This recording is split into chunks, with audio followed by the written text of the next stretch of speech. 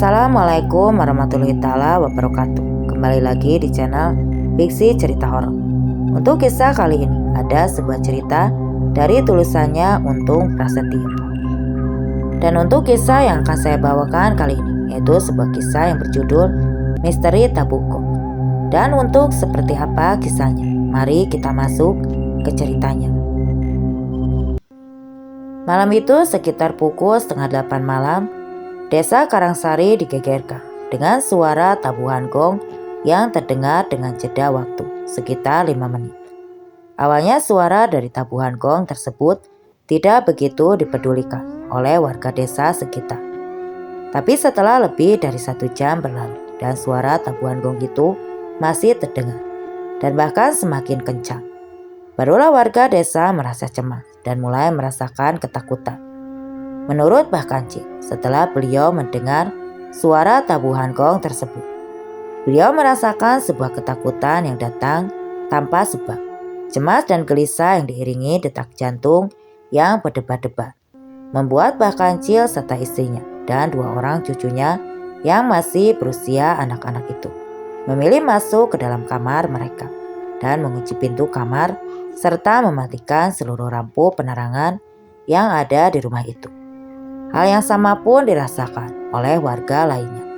Lebih dari 25 kepala keluarga mengalami hal yang sama, lalu melaporkan kejadian malam itu kepada kepala desa setempat. Keesokan harinya fenomena aneh itu pun kembali terjadi di malam berikutnya.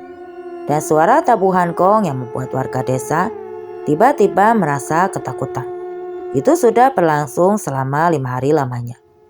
Setelah mengalami kejadian aneh yang meneror hampir seluruh warga desa itu secara bergantian.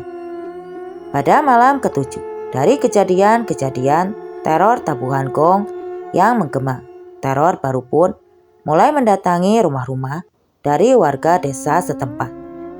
Malam itu ketika warga sudah tidak mendengar suara tabuhan gong secara tiba-tiba membuat warga ketakutan tanpa sebab. Itu kejadian lain yang tidak kalah mencekam pun mulai terjadi. Suara burung gagak yang terdengar lebih menakutkan dari suara tabuhan gong itu mulai terdengar bersahut-sahutan, seolah memberi pertanda akan datangnya sebuah hal yang menakutkan. Lepai hijau yang malam itu terbangun dari tidurnya karena mendengar suara gaduh di belakang rumahnya yang terdapat sebuah kandang kambing itu. Tanpa sedikit pun curiga, keluar dari pintu belakang rumahnya dan memeriksa suara gaduh yang datang dari dalam kandang kambing tersebut.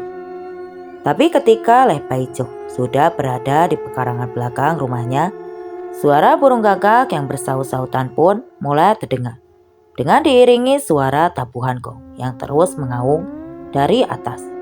Lepai Hijau juga mulai mendengar suara angin bergemuruh yang disertai gumpalan asap hitam yang terbang ke bawah dan menuju ke arahnya. Setelah mendekat dan terlihat jelas, gumpalan awan yang kini melayang mengelilingi rumahnya itu terlihat terbentuk seperti pandoso atau kurung batang yang biasa dibuat untuk mengantar jenazah ke liang lahatnya. Tubuh Lepai Hijau pun gemetar. Kakinya terasa berat untuk melangkahkan kembali ke dalam rumahnya.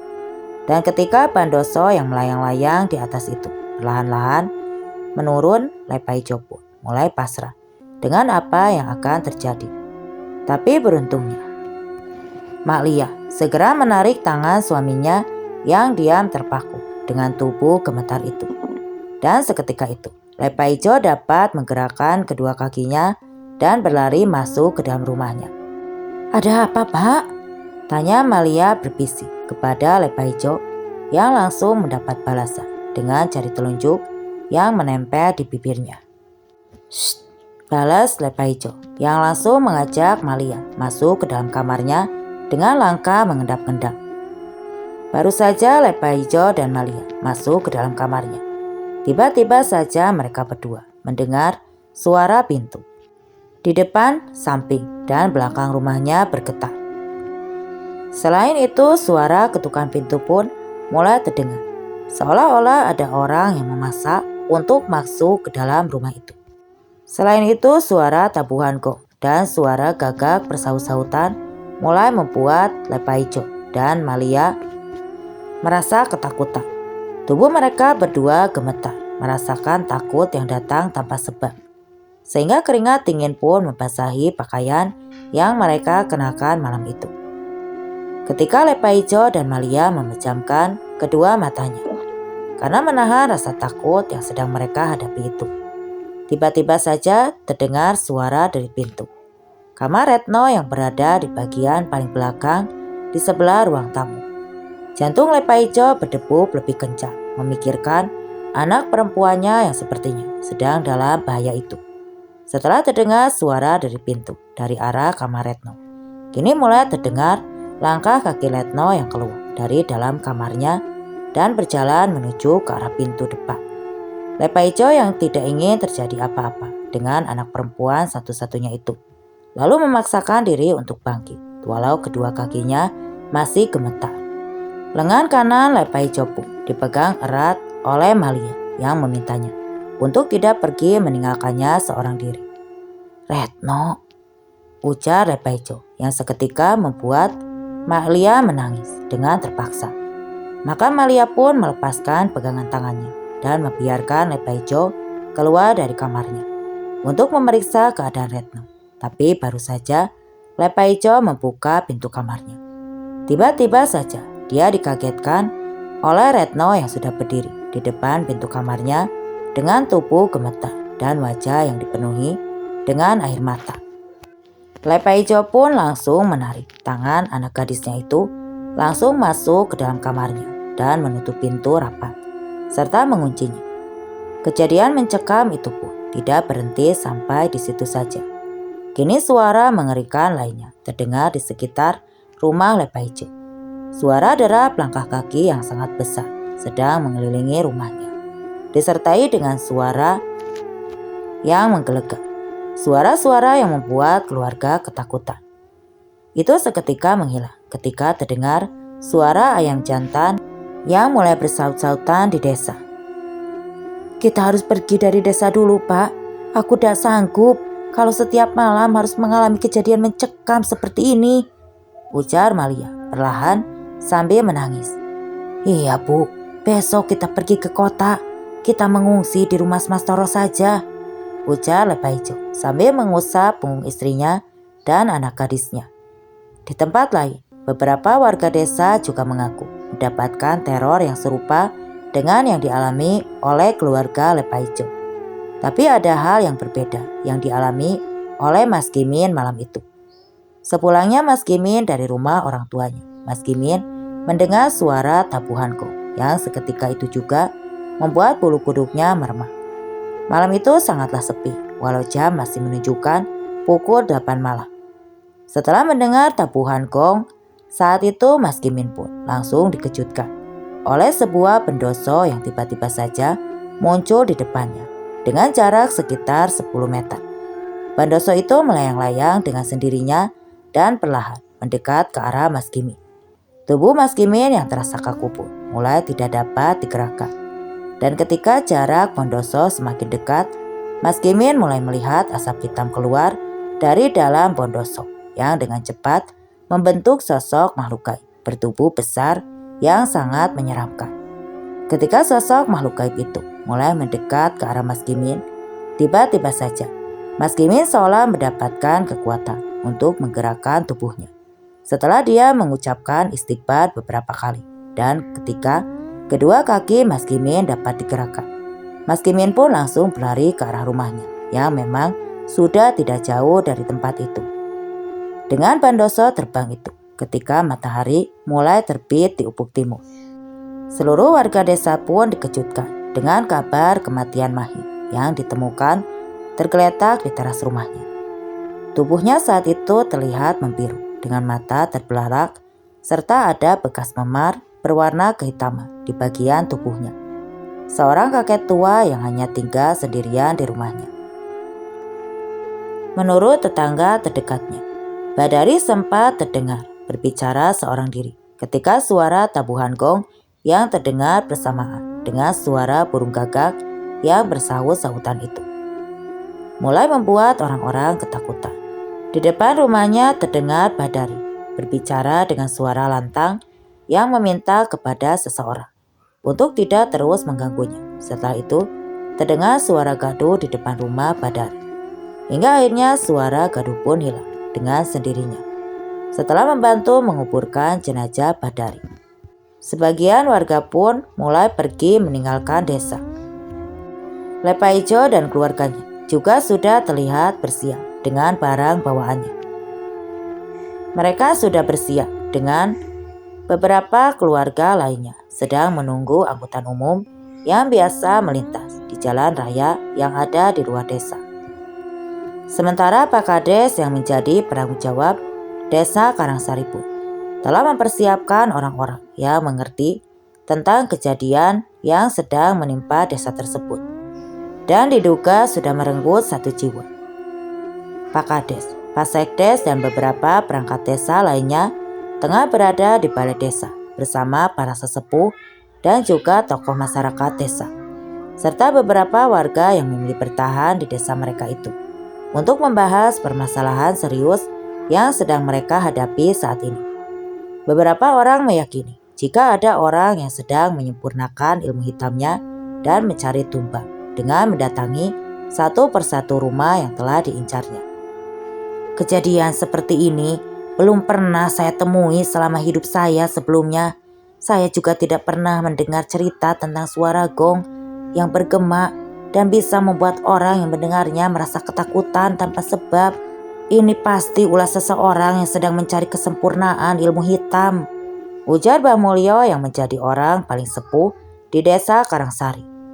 Jika memang demikian, kita harus mencari orang yang memiliki ilmu tinggi, baik itu ilmu agamanya maupun ilmu kejawen, untuk menghadapi permasalahan di desa ini, Kang. Balas Badipo yang menjadi sahabat dari Mbah Mulyo. Maaf Pak Kades, saya punya kenalan dengan orang yang mengerti hal-hal gaib. Orang itu tinggal di desa sebelah di dekat Bukit Jatirono, seru Lenardi yang berada di tengah-tengah warga yang sedang berkumpul di balai desa tersebut. Kalau begitu, tidak ada salahnya kita mencoba meminta bantuannya Pak Nardi. Nanti biar Mas Seruhin serta beberapa pemuda Karang Taruna mengantar Pak Nardi ke rumah orang itu, balas Pak Kades dengan bijaknya. Setelah perbincangan membahas permasalahan yang sedang terjadi di desanya, seluruh warga yang masih bertahan di rumahnya masing-masing kini pun diminta untuk kembali pulang, menghentikan seluruh aktivitasnya di luar rumah setelah jam 5 sore. Ada juga beberapa orang yang pergi ke beberapa daerah untuk meminta bantuan kepada orang-orang yang memang memiliki dan mengerti dalam hal supranatural. Salah satunya adalah Letne Ardi yang ditemani Mas Ruhin dan Mas Banu untuk mendatangi rumah Sudiro yang ada di tengah Bukit Jatirono. Sampean kenal sama orang ini di mana, Lek? Kok aku belum tahu kalau ada orang yang tinggal di tengah bukit itu? Tanya Mas Banu penasaran. Aku bertemunya di pasar beberapa minggu yang lalu. Orangnya masih muda, ya kurang lebih masih seusia kalian lah. Balas Lenardi menjelaskan. Wah, hebat ya, masih muda sudah memiliki ilmu yang tinggi, sahut Mas Ruhi yang berjalan di barisan bagian belakang. Tapi kita sudah 2 kali melewati jalan ini, Lek. Apa sampean tidak salah jalan? Imbu Mas Ruhi yang sudah mulai menghentikan langkahnya. Iya, Lek. Ini pohon bambu ini sudah kita lewati 2 kali, ya, Lek. Seru Mas Banu sambil mengedarkan pandangannya ke sekitar. Kula nuwun, Mas. Ini kula Nardi badhe sowan ke rumah panjenengan, ujar Renardi yang berbicara sendiri, yang membuat Mas Banu serta Mas Ruhin saling beradu pandang. Tidak lama setelah itu muncul seorang pemuda yang berjalan ke arah bawah jalan menanjak ke tempat Lenardi. Mas Banu dan Mas Ruhin berada. Walah, ada tamu toh.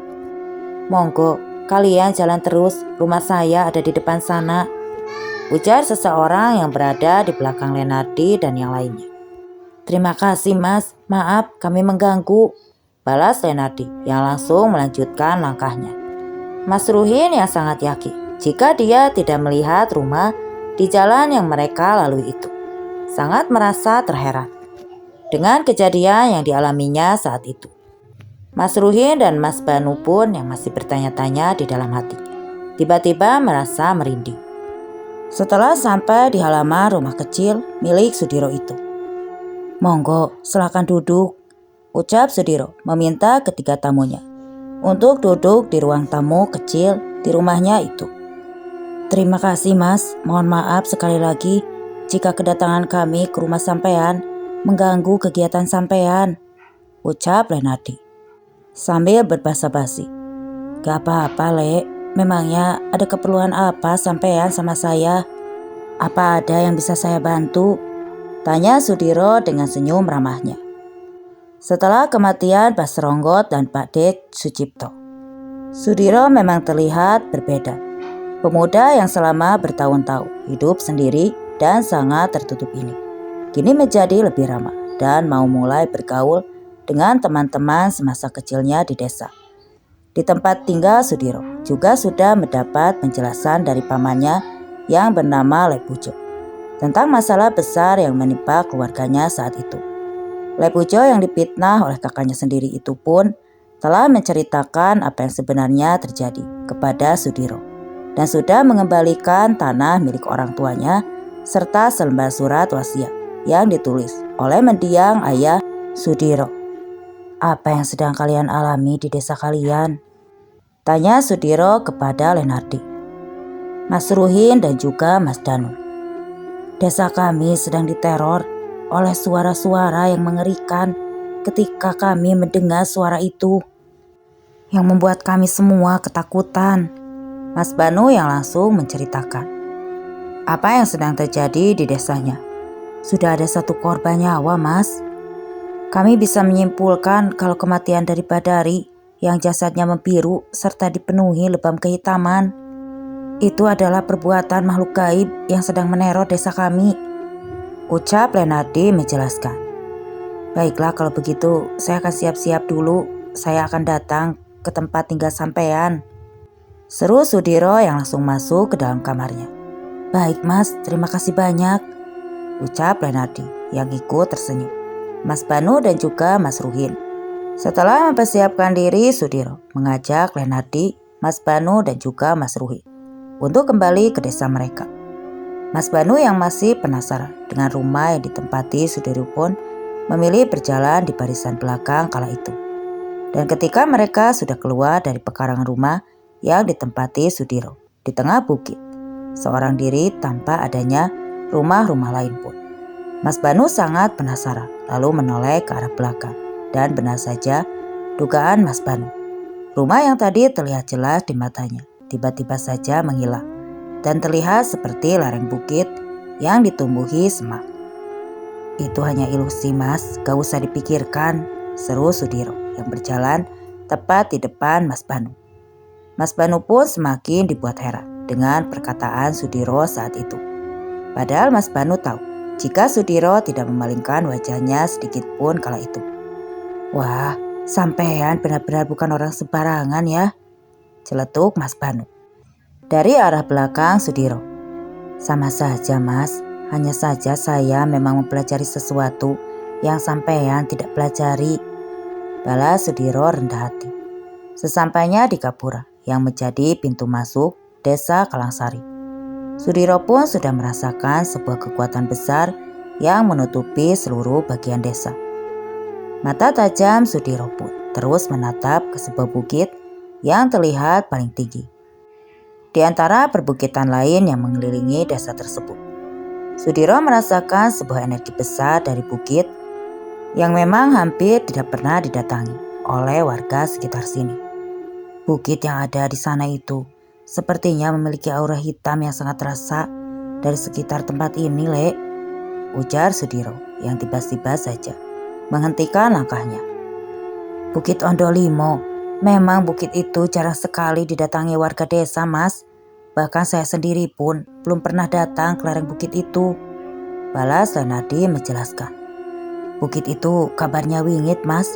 Jadi warga desa ini memang tidak pernah datang ke sana, seru Mas Banu menjelaskan.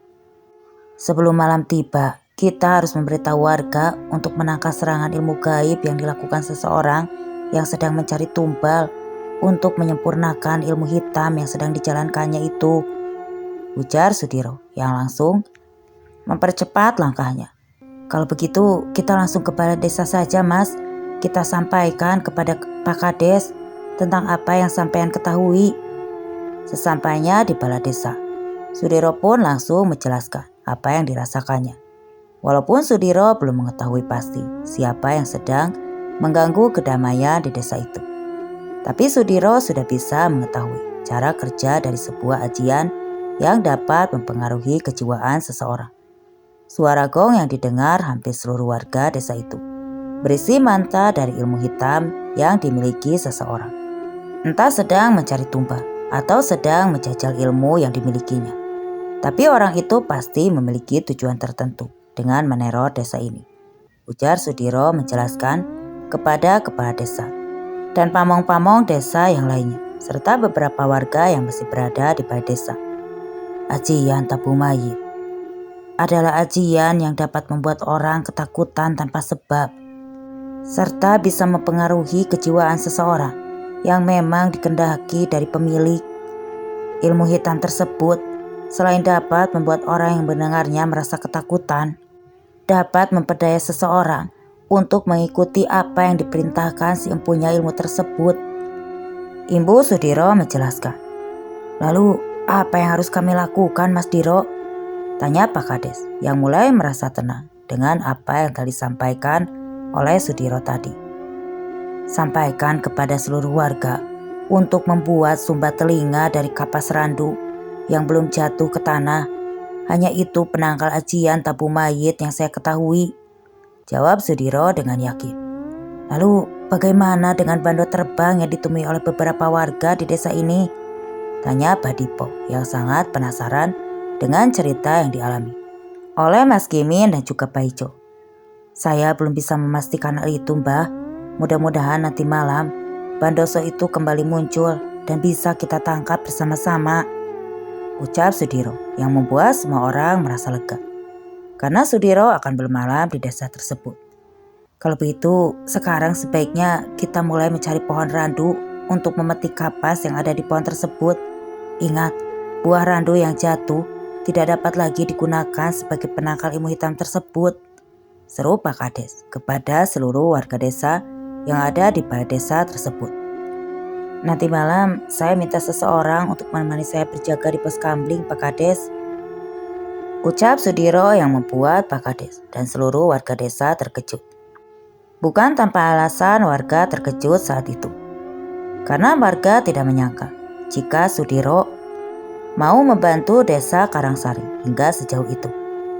Tenang Mas Sek, nanti malam saya ikut sampean, balas Mas Banu yang diikuti Mas Ruhin dan beberapa pemuda desa lainnya.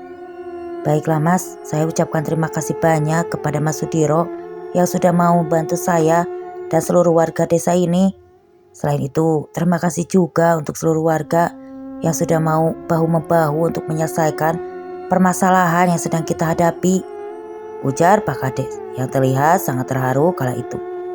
Menjelang matahari tenggelam, seluruh warga desa yang masih menempati rumah mereka masing-masing sudah mendapatkan kapuk dari buah randu yang berhasil dikumpulkan oleh pemuda Karang Taruna desa yang juga dibantu oleh warga desa lainnya.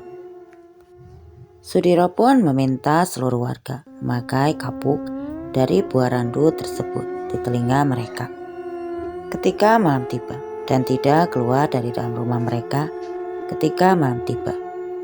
Di sisi lain Sudiro yang berada di pos kambing desa bersama Mas Banu, Mas Ruhin, Darto dan juga Yanto mulai berkeliling desa untuk memastikan kondisi desa dalam keadaan aman saat itu.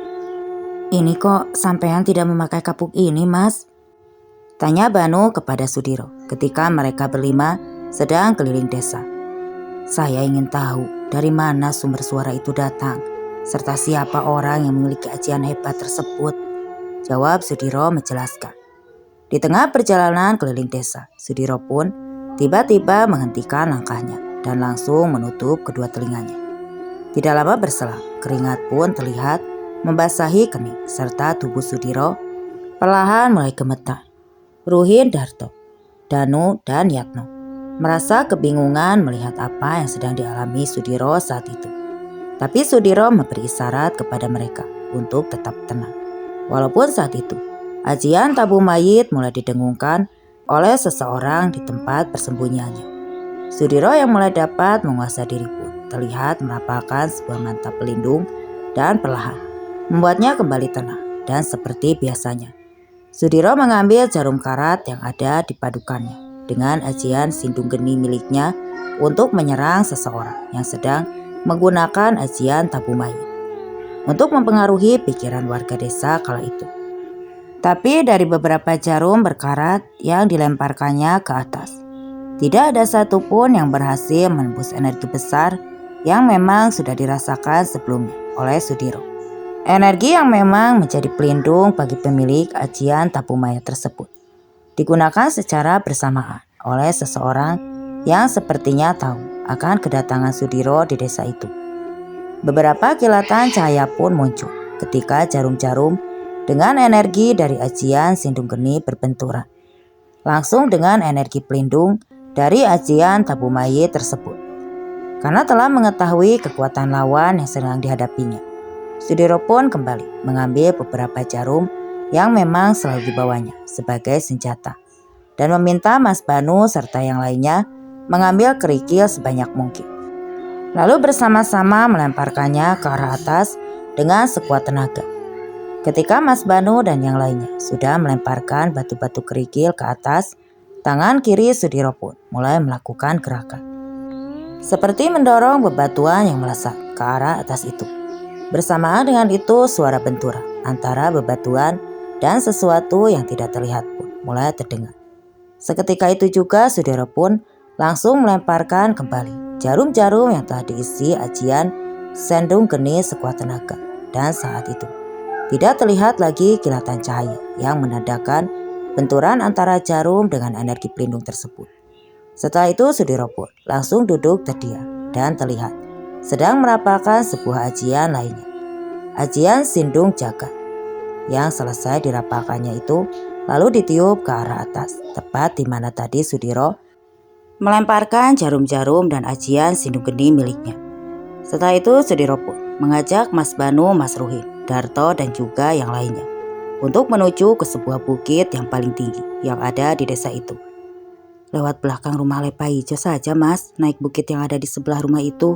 Lalu kita akan sampai di tengah bukit wingit itu, ujar Mas Banu. Menjelaskan, ajian tabu mayit itu telah melemah. Sekarang kalian lepaskan kapuk yang ada di tangan kalian, ucap Sudiro sambil mengikuti langkah masuk dan Mas Ruhin yang berjalan di bagian depan memimpin perjalanan ke arah bukit tersebut. Tapi belum sampai mereka di belakang rumah Lepaijo, tiba-tiba saja mereka mendengar suara angin yang bergemuruh yang diiringi suara burung gagak yang bersaut-sautan. Setelah itu pandangan dari Sudiro, Mas Banu dan juga Mas Ruhin dan juga Darto serta Yatno mulai tertutup kabut tebal. Sudiro pun meminta Mas Banu dan teman-temannya untuk saling merapatkan diri dengan beradu punggung agar dapat melihat sosok yang sebentar lagi akan datang itu. Setelah pandangan 5 orang itu benar-benar tertutup kabut, tiba-tiba saja muncul sosok makhluk bertubuh tinggi besar seperti buto dengan 2 taring panjang di sudut bibirnya serta memiliki 2 tanduk seperti kerbau yang terlihat merah membara. Makhluk yang biasa disebut buto itu terlihat memanggul sebuah bandok kayu di pundak kanannya serta membawa sebuah batang kayu besar di tangan kirinya. Sebenarnya aku hanya butuh 3 nyawa manusia lagi. Tapi karena ada 5 nyawa manusia di sini, maka aku akan menjadikan 2 di antara kalian sebagai makan malamku hari ini, ujar sosok makhluk bertubuh tinggi besar yang memancarkan kekuatan sangat hebat itu. Kalau begitu aku tidak akan mengusirmu dari desa ini. Aku akan mengambil 2 taringmu itu dan akan aku jadikan ujung tugu di desa ini, balas Sudiro yang kini tubuhnya terlihat memedarkan cahaya merah kehitaman. Jadi itu memang benar, rupanya memang ada manusia sakti di sini. Kemampuanmu hebat juga bocah, karena kau telah membunuh muridku dari jarak jauh dan juga dapat menembus pagar gaib yang dibuatnya. Seru sang buto ijo yang seluruh tubuhnya mengeluarkan asap. Tapi kalian tidak akan tahu siapakah muridku itu. Karena aku sudah memakannya sesuai dengan perjanjian kami dulu. Imbu buto ijo bertaring itu. Terserah kau saja buto, yang penting aku akan mengambil 2 taringmu untuk aku jadikan ujung gapura di desa ini. Balas Sudiro yang langsung melesat ke arah buto besar tersebut. Mas Banu, Mas Ruhin, dan yang lainnya sudah tidak dapat lagi melihat tubuh Sudiro yang sudah melesat menyerang buto ijo tersebut. Mereka berempat pun mengira juga Sudiro sudah pergi meninggalkan mereka. Bersama dengan buto ijo tersebut, mari kita berdoa. Aku yakin Mas Diro tidak akan meninggalkan kita. Karena Mas Diro itu orang pemberani dan juga orang baik, ucap Mas Banu meyakinkan teman-temannya. Tanpa sepengetahuan Mas Banu dan juga yang lainnya, Sudiro sedang melakukan pertempuran dengan sosok makhluk gaib itu, yang masih terlihat masih memanggul Bandoso tersebut. Ajian Sindung Geni dan juga Sindung Jagat yang dimiliki Sudiro membuat tubuhnya tidak terlihat ketika dia menggunakan ajian tersebut pada tingkat tingginya. Sindung yang berarti angin membuat Sudiro dapat bergerak cepat bagai hembusan angin kencang. Sedangkan Geni yang berarti api merupakan sebuah energi penghancur yang akan membakar musuhnya secara perlahan. Buto besar yang awalnya terlihat seperti menepuk-nepuk nyamuk yang ada di sekitarnya itu, kini mulai melemparkan Bandoso atau kurung batang yang tadi dipanggulnya itu. Setelah merasa mulai kewalahan dengan serangan Sudiro, buto besar itu langsung berubah kayu besar yang ada di tangan kirinya menjadi sebuah gada yang bergigil, tajam dan memancarkan cahaya kehitaman. Mas Banu, Mas Ruhin, Darto dan juga Yatno pun memilih menjauhi tempat berlangsungnya pertempuran antara Sudiro dengan makhluk gaib berwujud buto besar tersebut. Tapi ketika mereka mulai menjauhi tempat yang dijadikan ajang pertempuran gaib itu, tiba-tiba saja Sudiro terjungkal tepat di hadapan Mas Banu dan yang lainnya. Mas Banu, Mas Ruhin, Darto dan Yatno sangat terkejut mendapati hal itu.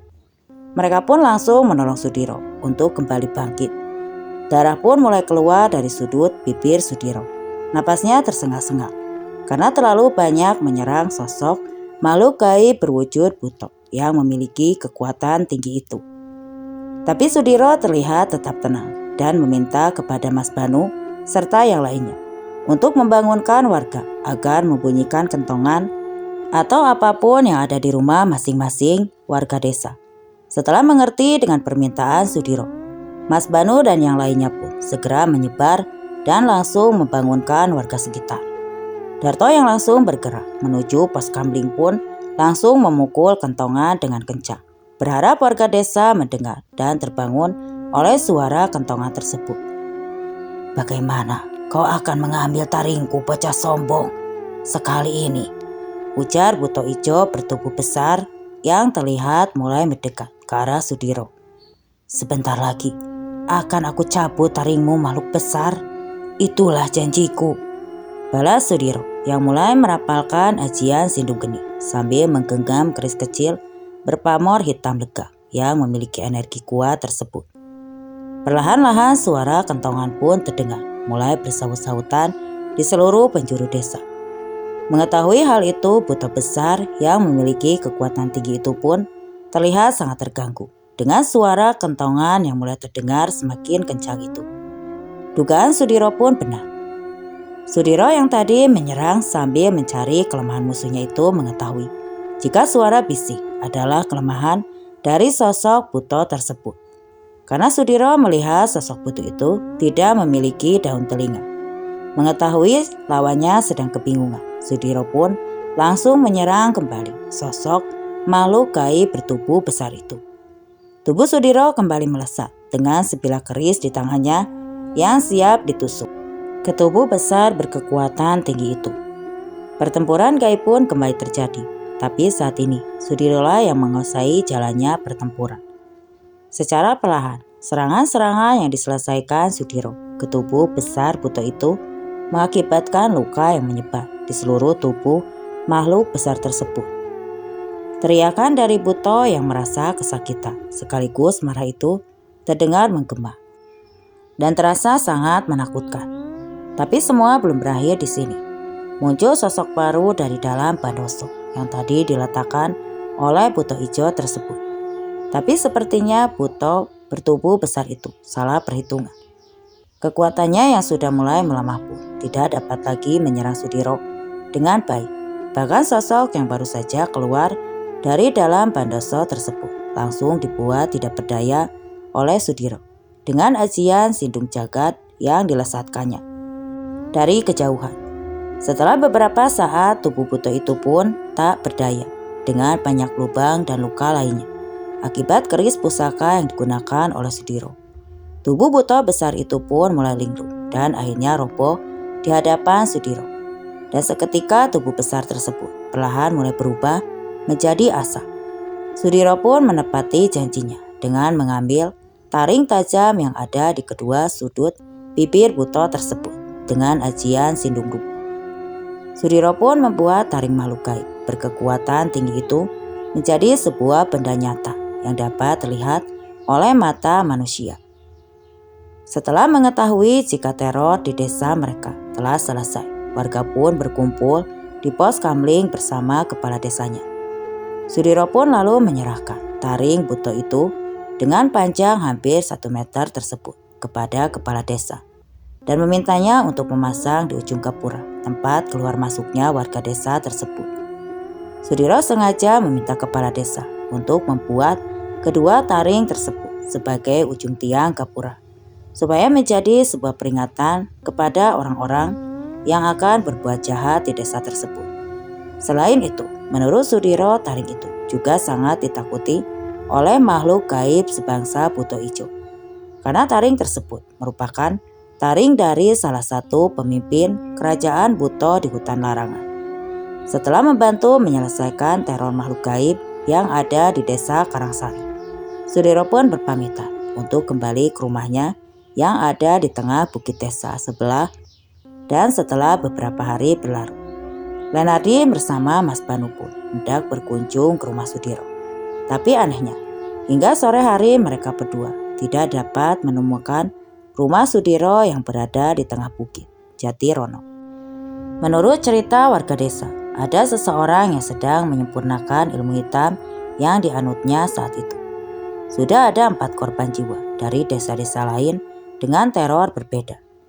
Jika di desa Kalangsari ada beberapa teror mengerikan dengan suara tabuhan gong yang dapat membuat orang mendengarnya menjadi ketakutan, serta juga suara burung gagak yang bersaut-sautan dan juga Bandoso terbang, tapi berbeda dengan 2 desa yang juga mengalami teror yang sangat mengerikan.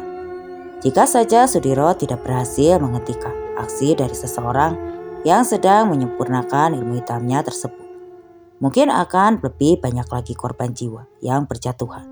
Karena pada dasarnya, makhluk gaib berwujud putar tersebutlah yang sedang mencari seseorang untuk dijadikan mangsa olehnya.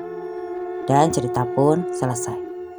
Oke teman-teman, sekian untuk kisah kali ini. Terima kasih untuk yang sudah mampir di channel ini. Mohon maaf bila ada salah kata dan penyampaian. Semoga apa yang saya sampaikan dapat menghibur kalian semua. Terima kasih. Wassalam.